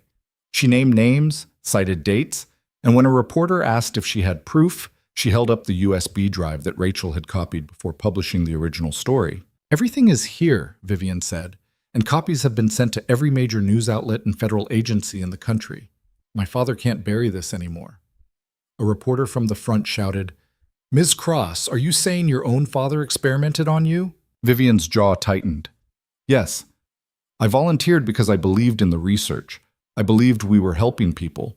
But the procedure took my sight and gave me something else, something my father saw as a weapon, not a tragedy. He used me to spy on his competitors, to manipulate business deals, to destroy anyone who threatened his empire. And when I tried to leave, he made it clear I was his property, not his daughter, his property." The crowd erupted with questions, but Vivian held up her hand. "I'm not taking questions tonight. I just wanted to make sure the truth was on record. Whatever happens next is in the hands of the people who are supposed to protect us from men like my father." She turned and walked back toward the truck, Adrian guiding her with a hand on her arm. The reporters surged forward, but security held them back. Adrian could hear them shouting, could see the camera flashes lighting up the night like lightning. When they reached the truck, Emma was pressed against the window, her face pale and frightened. Adrian opened the door and she threw herself into his arms. "Is it over, Daddy?" "Not yet, kiddo, but we're getting there." They climbed into the truck and Adrian drove away from the estate, leaving the chaos behind. In the rearview mirror, he could see more security vehicles arriving, could see William Cross emerging from the mansion surrounded by lawyers. But it didn't matter anymore. The story was out. The cameras had caught everything. There was no putting this back in the box. They drove in silence for a while. Vivian sat with her head against the window, her eyes closed, looking more exhausted than Adrian had ever seen her. Emma had fallen asleep in the back, her rabbit clutched to her chest. "You okay?" Adrian asked quietly. "I don't know," Vivian said. "I just burned down my entire life in front of 50 cameras. I have no idea if I'm okay." "You did the right thing." "Did I?" "Because right now it doesn't feel right. It feels like I just painted a target on all of us." "We already had a target.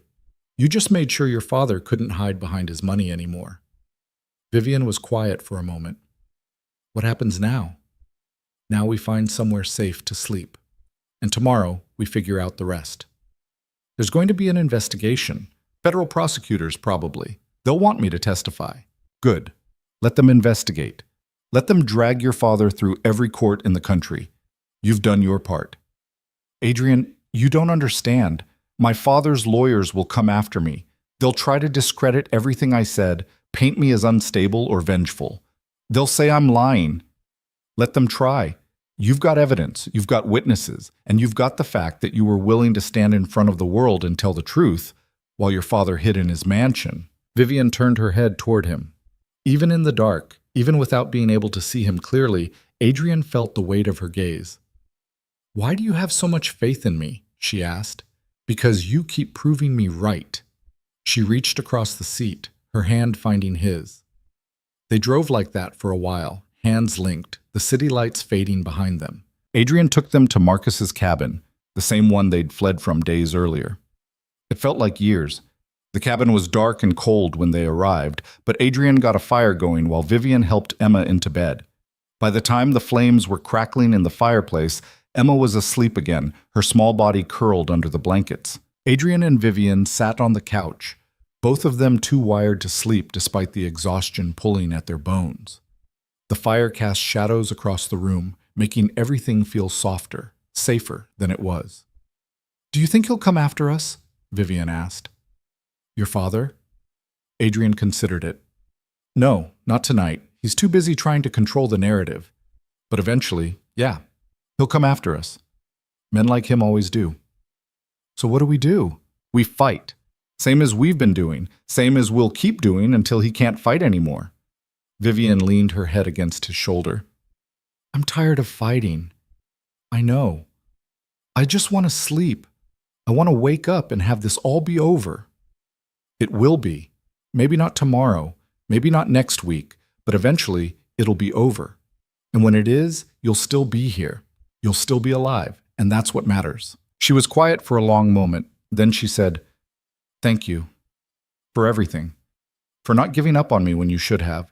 For risking everything to help someone you barely knew. I don't know how to repay that. You don't have to repay anything. Yes, I do.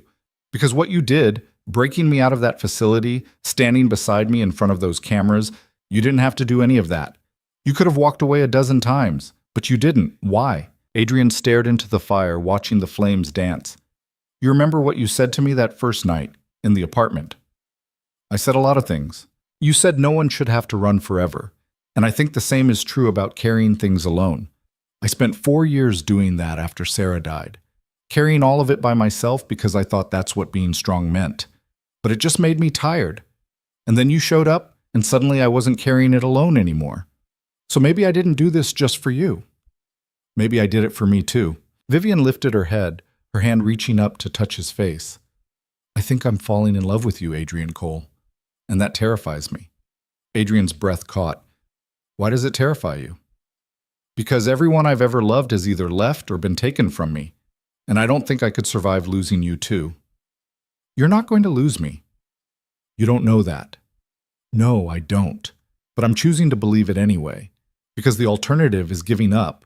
And I'm done giving up. He leaned down and kissed her. It was slow and careful. Nothing like the desperate kisses they'd shared before. This one felt like a promise. Like a choice they were both making, knowing full well the cost. When they finally pulled apart, Vivian was crying silently, tears streaming down her face. I don't deserve you, she whispered. Yeah, you do. Stop saying you don't. They stayed like that for a long time, holding each other in the firelight, both of them too afraid to let go. The next 3 days passed in a blur. The story exploded across every news outlet in the country. Cross Industries' stock plummeted. Federal prosecutors announced a formal investigation. 3 senators who'd received campaign donations from William Cross suddenly found themselves under scrutiny. And through it all, Adrian, Vivian, and Emma stayed hidden in the cabin, waiting for the storm to pass. Rachel visited on this 4th day, bringing supplies and updates. She sat at the kitchen table with a cup of coffee, looking more exhausted than Adrian had ever seen her. It's working, she said. Cross's lawyers are scrambling, but they can't contain this. Too many people saw that press conference. Too many outlets picked up the story. He's done.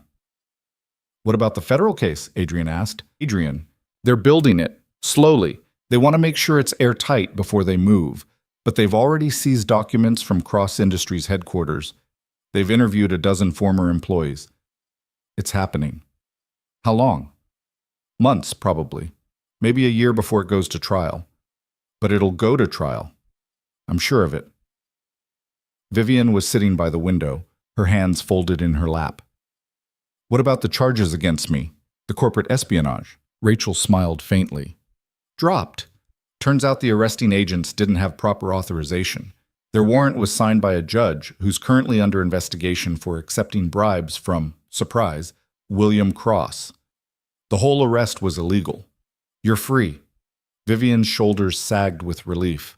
Thank you. Don't thank me. Thank your stubborn friend here. If he hadn't broken you out when he did, you'd still be sitting in a cell while your father's lawyers buried you. Adrian shrugged. Just did what needed doing. Rachel stood, draining her coffee. I should get going, but before I do, I need to warn you. There are reporters camped outside my office trying to find out where you are, and Cross's people are still looking for you. You're not safe here. Where should we go? Adrian asked. I don't know, but wherever it is, make it somewhere they won't think to look. After Rachel left, Adrian sat down with Vivian and Emma to figure out their next move. Emma wanted to go to the beach. Vivian suggested Canada. Adrian just wanted somewhere quiet where no one knew their names. In the end, they decided on a small town in Montana that Marcus had mentioned once. Population 800, no major highways. The kind of place where people minded their own business. They packed up the cabin and hit the road the next morning. The drive took 3 days. They stopped at cheap motels and roadside diners, paying cash and keeping their heads down. Emma turned it into an adventure, pointing out every strange landmark and making up stories about the people they passed. Vivian relaxed a little more with each mile, the tension in her shoulders gradually easing.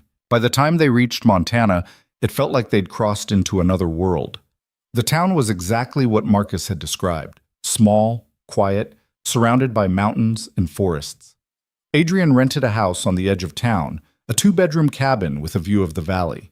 It wasn't much, but it was theirs. They settled into a routine over the next few weeks. Adrian found work at a local construction company. Vivian started seeing a specialist in the nearest city, a doctor who thought he might be able to restore partial vision with surgery. Emma enrolled in the town's elementary school and made friends almost immediately. Life became something close to normal. Not perfect, not easy, but normal. One evening, about 6 weeks after they'd arrived, Adrian was sitting on the porch watching the sunset when Vivian came out and sat beside him. She'd just gotten back from another appointment with the specialist, and there was something different about her expression. "He thinks the surgery will work," she said. Adrian turned to look at her. "Yeah?" "Yeah, he can't promise full vision, but he thinks I'll be able to see shapes, maybe colors. It's more than I've had in 3 years. That's incredible." "It is." She paused. "But it's also terrifying." "Why?" "Because I've built my entire life around being blind. I've learned how to navigate, how to protect myself, how to survive. And now I have to learn how to do all of that again, with sight. It's like starting over." Adrian reached over and took her hand. "You've started over before. You can do it again." "What if I can't?" "Then we'll figure it out together, same as we've been doing." Vivian squeezed his hand. "You make it sound so simple." "It's not simple, but it's possible, and that's enough." They sat in silence for a while, watching the sun dip below the mountains. Inside, Adrian could hear Emma laughing at something on TV. It was a sound he'd been afraid he'd never hear again. "Adrian," Vivian said. "Yeah? Do you ever regret it, helping me? Getting tangled up in all of this?" Adrian thought about it. About the fear and the danger and the sleepless nights. About the moment he'd seen those men in his apartment. The moment he'd broken Vivian out of federal custody. The moment he'd stood beside her in front of those cameras. "No," he said. "I don't regret it. Not for a second." "Why not?" "Because I spent 4 years feeling like I was just going through the motions. Like I was surviving but not really living. And then you showed up, and everything changed. You reminded me what it feels like to care about something bigger than just making it through another day. So no, I don't regret it. I'd do it all over again."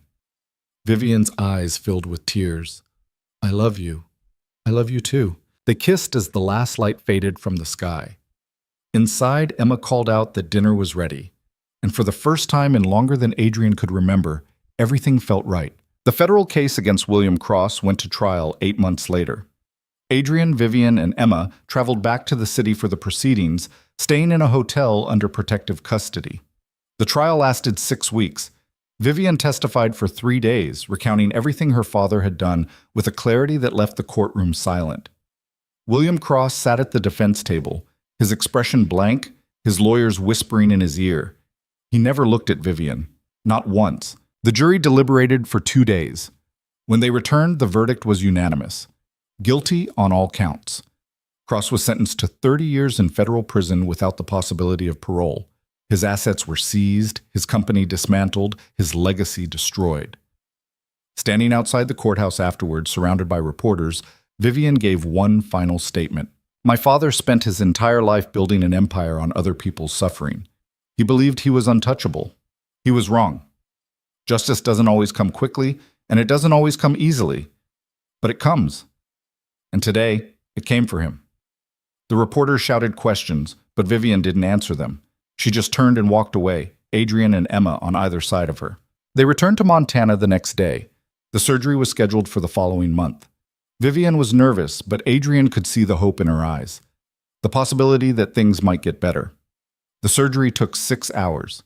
Adrian sat in the waiting room with Emma, both of them too anxious to do anything but stare at the clock. When the doctor finally emerged, he was smiling. The procedure went well. We won't know the full extent of the restoration for a few days, but I'm cautiously optimistic. Adrian exhaled for what felt like the first time in hours.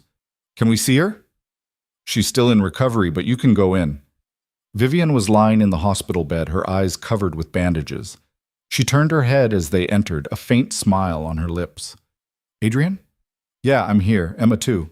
Emma climbed onto the bed carefully, snuggling against Vivian's side. Does it hurt? A little, but I'll be okay. When do you get to see again? In a few days, when they take the bandages off. Will you be able to see me? Vivian's smile widened. I hope so, sweetheart. I really hope so. The days waiting for the bandages to come off were agonizing. Vivian tried to stay positive, but Adrian could see the fear beneath the surface. What if it didn't work? What if she'd gone through all of this for nothing? When the day finally came, they sat in the doctor's office, Emma holding Vivian's hand. The doctor carefully removed the bandages, unwrapping layer after layer until Vivian's eyes were exposed to light for the first time in 3 years. She blinked slowly, her eyes adjusting. At first, she just stared straight ahead, her expression unreadable. Then she turned her head toward Adrian. I can see you, she whispered. Adrian's throat tightened. Yeah? Yeah, you're blurry, but I can see you, your face, your eyes. She turned to Emma next. Oh, Emma, you're beautiful. Emma grinned, tears streaming down her face. You can really see me? I can really see you. They all cried then, holding each other in that sterile doctor's office like it was the most sacred place on earth. The vision wasn't perfect. It would never be perfect. But it was enough. Vivian could see shapes and colors, could make out faces and navigate without needing constant guidance. She described it as living in a watercolor painting, everything soft-edged and dreamlike. But it was hers, and that made it perfect. Life continued. Adrian kept working construction. Vivian started volunteering at a nonprofit that helped survivors of corporate abuse. Emma thrived in school, her laughter filling the house every afternoon. They were a family. Not the family Adrian had imagined when he'd married Sarah, not the family Vivian had grown up with in her father's cold mansion, but a family nonetheless, built from desperation and choice and the stubborn refusal to give up on each other. 1 year after William Cross's conviction, Adrian and Vivian got married in a small ceremony in their backyard. Marcus stood as best man. Rachel was the maid of honor. Emma was the flower girl, scattering petals with theatrical flair. It was simple, quiet, perfect. That night, after Emma had gone to bed and the guests had left, Adrian and Vivian sat on the porch under the stars. You ever think about that night? Vivian asked. The night you picked me up in the rain? All the time. Do you think you would have stopped if you'd known what was coming? Adrian thought about it, about the fear and the danger and the way his entire life had been turned upside down, about the moments he'd been sure they wouldn't survive. Yeah, he said, I would have stopped, because even knowing everything that came after, I'd still choose you, every time. Vivian leaned against him, her head resting on his shoulder. I used to think my father took everything from me, my sight, my freedom, my future. But he didn't. He just made me think he did. And then I met you, and I realized I still had a choice. I could keep running, keep hiding, keep being the person he wanted me to be. Or I could fight back. I chose to fight. And because of that, I got everything I thought I'd lost. You didn't need me for that.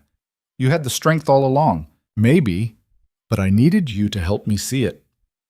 They sat in silence for a while, listening to the wind move through the trees. Inside, Emma was asleep, safe and loved. Tomorrow would bring new challenges, new fears, new reasons to worry. But tonight, everything was still. Adrian thought about what Sarah had told him before she died. That fear is just your brain telling you something matters, that the things that scare you most are the things worth fighting for. She'd been right. Vivian had scared him.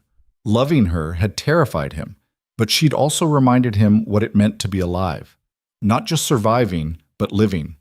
Choosing to care even when it hurt. choosing to fight even when the odds were impossible.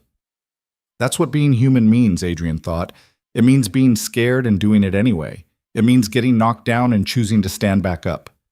It means loving people even though you might lose them, because the love itself is worth the risk. William Cross had tried to turn his daughter into a weapon, but she'd turned herself into something far more powerful, a person who refused to be broken, who stood in front of cameras and told the truth even though it cost her everything, who loved a single father and his daughter even though it put them all in danger. That kind of courage doesn't come from being fearless. It comes from being afraid and choosing to act anyway. And that's a lesson Adrian would carry with him for the rest of his life. "Hey," Vivian said, lifting her head to look at him. "What are you thinking about?" Adrian smiled. "Just how lucky I am." "Lucky?" "Adrian, you got tangled up with a fugitive CEO, broke into a federal building, and had your entire life threatened by a billionaire. That's not lucky." Maybe not, but I got you out of it. So yeah, I'm lucky. Vivian laughed, the sound bright and clear. You're impossible. Yeah, but you love me anyway. Yeah, I do. They kissed under the stars, two people who'd found each other in the rain and refused to let go. Two people who'd faced impossible odds and come out the other side scarred, but whole. Inside, Emma stirred in her sleep, dreaming of clouds and dragons and the family that had fought to keep her safe. Outside, the mountain stood silent and eternal, bearing witness to the quiet miracle of ordinary people doing extraordinary things simply because they chose to care. And somewhere in a federal prison, William Cross sat alone in his cell, stripped of his empire and his power, finally learning what it meant to be powerless. But that story was over. His chapter had ended.